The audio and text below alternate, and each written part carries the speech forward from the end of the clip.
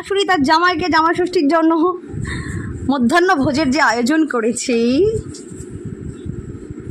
তার সামনে উপস্থিত করা হইল।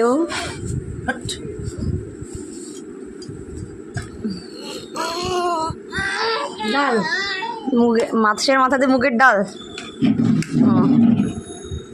আজকে মাছ আর মাছ।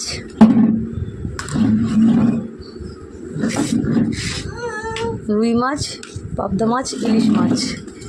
আচ্ছা, চাটনি। আচ্ছা বাবা পড়ে যাবে। আর হচ্ছে 5 রকমের সন্দেশ, আর রসগোল্লা, আর দইটা দাও মা। হলো অবশেষে শেষ পাতে দই।